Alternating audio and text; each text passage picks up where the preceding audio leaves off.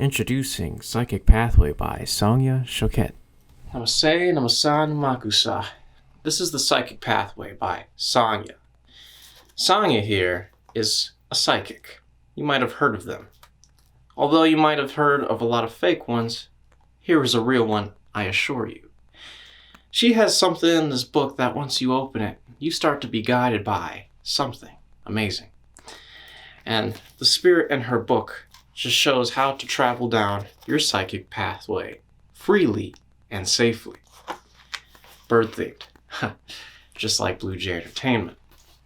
And in here, you'll find things such as forgiving and accepting. You'll find things such as the blocks. You'll also find something where it has a little worksheet for you to document and journal your progress. How many other books have that? If you're wondering what Sonia might look like, she can also be found on the back. Wow. Along with all this other stuff you need to read because it's a part of the book. When someone says you need to read cover to cover, they mean this bad boy. Now once you're feeling a little psychic tingle, head on down to reading the Psychic Pathway. Page 40. Religious block. A common pervasive block that may separate us from our latent psychic potential, which I believe can be a sensitive topic to most when perceiving religion as a barrier. The author fluidly breaks down this training block we can find in our past. She respectably explains how a conservative, religious upbringing can cause unconscious anxiety, leading to distrust in one's own ability, while also clarifying misconstrued information about overall psychic ability. Quote, "If you have conflicts about religious beliefs versus personal intuition, the block can be overcome with an effort on your part to reopen the question of what is morally and spiritually appropriate for you. As an adult, you have the right and opportunity to investigate and learn more and to draw conclusions not possible when you were a child." End quote. Page 52. Page 52. Ugly duckling block.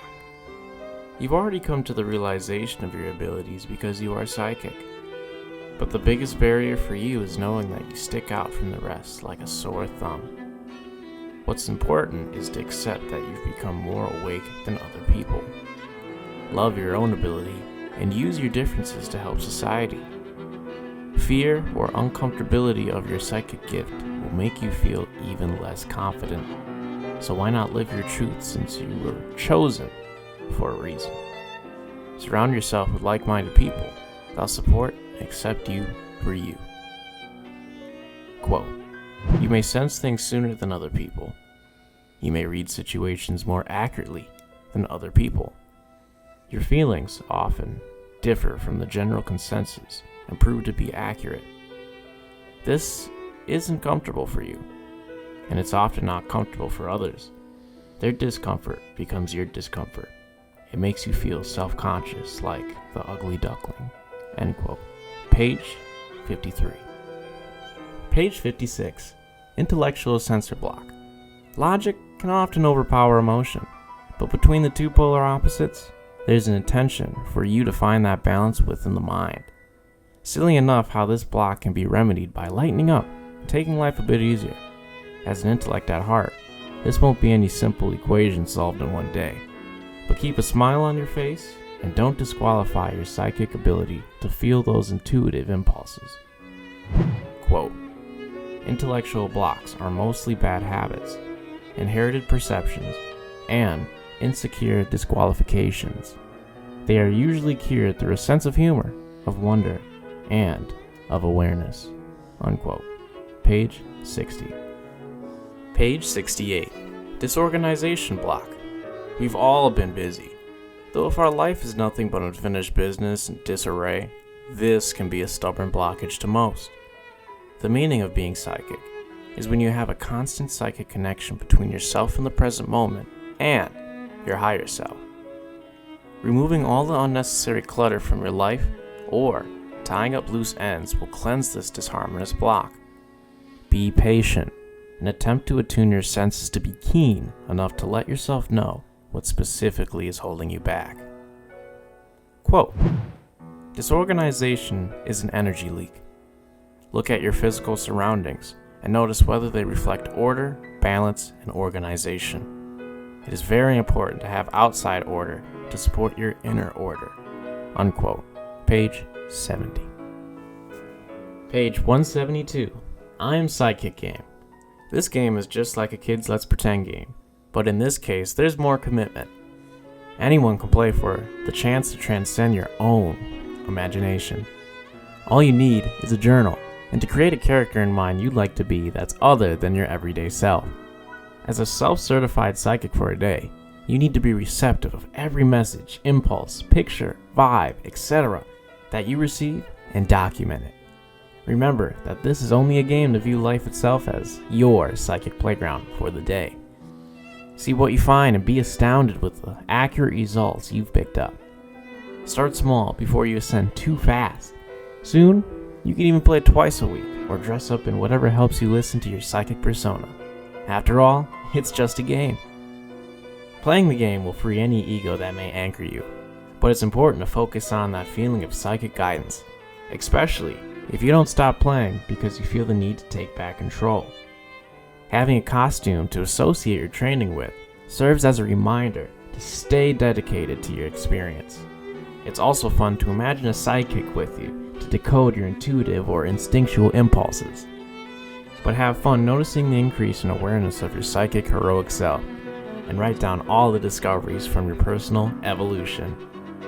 Quote, "The words 'I am' release to the subconscious mind a powerful instruction that the subconscious mind obeys.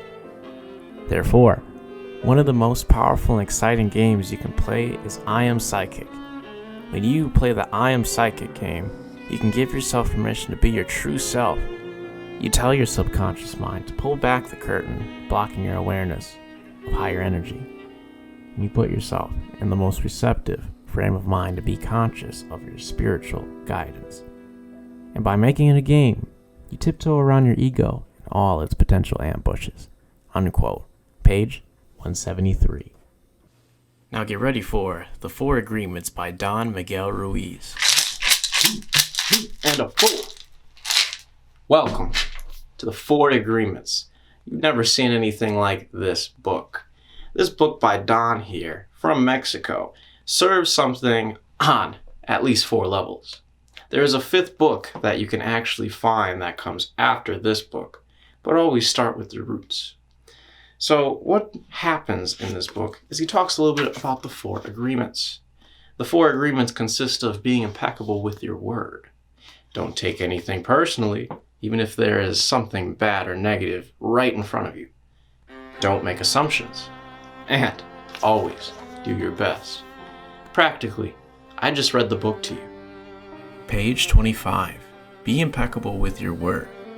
Considered to be the most simple and significant agreement to make with yourself is understanding the value and force of the word.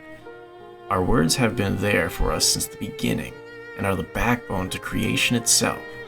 Regardless of what language you speak, the many forms of the word has been perfected by generation to generation through poetry, songs, creative writing, and so much more. Every human is a magician, and we can either put a spell on someone with our word, or we can release someone from a spell. We cast spells all the time with our opinions. Page 28 to 29. Page 47. Don't take anything personally. Most of us inhabit the domestication of our minds. Inside is a slice of life we live in that we call our little world. It's difficult to completely not take anything personally, to heart, or even for granted. Because as an everyday citizen, we feel the obligation to take responsibility for not only our own life, but even our surrounding conditions. Emotions can get the better of us, and sometimes our egos need to be put in their place. By being more empathetic of our peers, we create a better perception of reality for them and us. Quote, "We think we are responsible for everything. Me, always me. Nothing other people do is because of you. It is because of themselves. All people live in their own dream, in their own mind. They are in a completely different world from the one we live in." Unquote. Page 48. Page 63. Don't make assumptions. We could live in a world of less drama and suffering if we ceased creating constant assumptions, because assuming is what we believe to be true. This is where misinformation, misunderstanding, and misjudgment derives from, and is then used to defend or impose our beliefs on others to prove them wrong. These issues can be evaded if we seek clarification from one another by communicating, so we do not assume so much that we find ourselves landed over the true conclusion. Quote, "We literally dream things up in our imaginations. Because we don't understand something, we make an assumption about the meaning, and when the truth comes out, the bubble of our dream pops and we find out it was not what we thought it was at all." Unquote. Page 65. Page 75. Always do your best. Nothing more, nothing less. Always strive to do your best.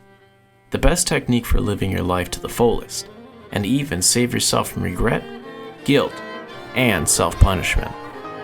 Why it's important to find your equilibrium while doing your best is because you never want to overdo your limitations, or, on the other hand, leave too much room to the frustrating clamps of assumption for not balancing your potential. Plus, imagine all the new records you can set, personal limits you're capable of breaking, and changing your standard all when you just try your very best.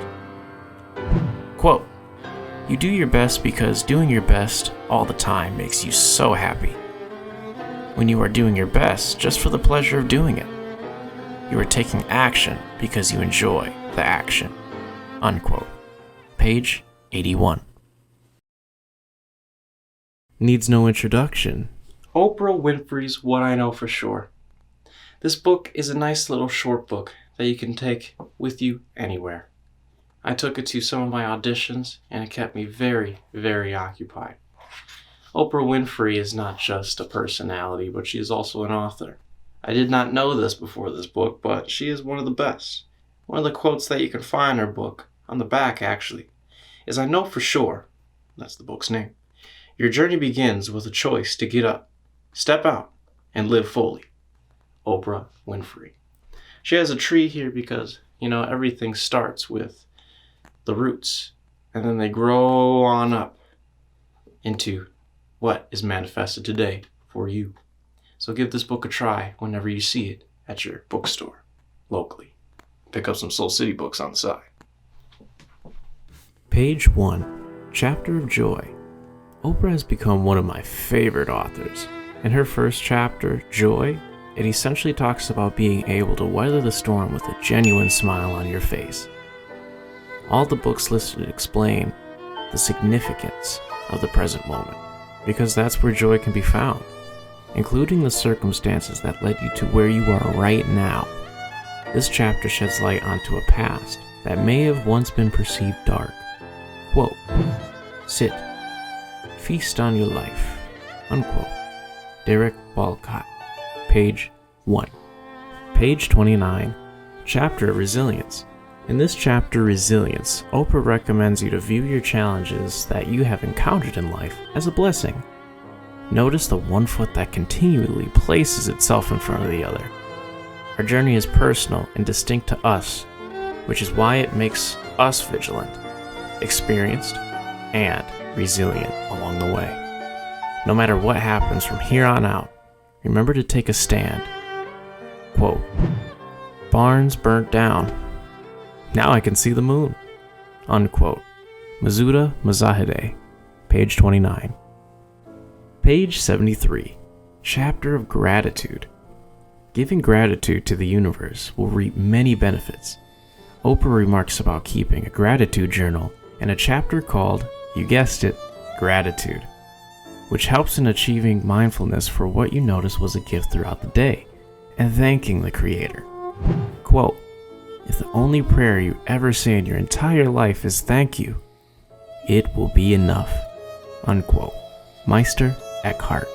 Page 73. Page 101. Chapter of Possibility. Growth is one of those great goals we should aim for in life. Recognizing possibility no matter where you're located reflects you urging to grow into your highest potential. Oprah mentions how fear, false expectations appearing real, can immobilize you if you let it get the best of you. But really ask yourself, what am I afraid of? The truth is your fear is never really as big as it seems. Quote, soar, eat ether, see what has never been seen, depart, be lost, but climb. Unquote. Edna St. Vincent Millay, page 101. Page 161. Chapter of Clarity. Have a heart, but don't be a fool. The chapter Clarity provides clarification for the ones who indulge in people-pleasing to the point they have nothing left for themselves. Oprah, like some of us, has been a victim of this, and she found her spirit drained when she lost the intention of why she was giving to the other. Her antidote was simply saying no to the self-obligation of giving to the other more than needed, which led to potential unhappiness. Quote, first, say to yourself what you would be, and then do what you have to do. Unquote. Epictetus, page 161. Page 191. Chapter of Power. I personally love this final chapter, Power, because of the added simplicity to what we'd think was complex. Oprah says everyone has power. You have the power to give thanks to the great power. We have the power to be physically here and make wrongs right. And what's most underappreciated is that we have the power of free will. Our intentions govern what we do with free will. So why not do unto others as you would have them do unto you? Quote, when you know better, you do better. Unquote. Maya Angelou, page 191.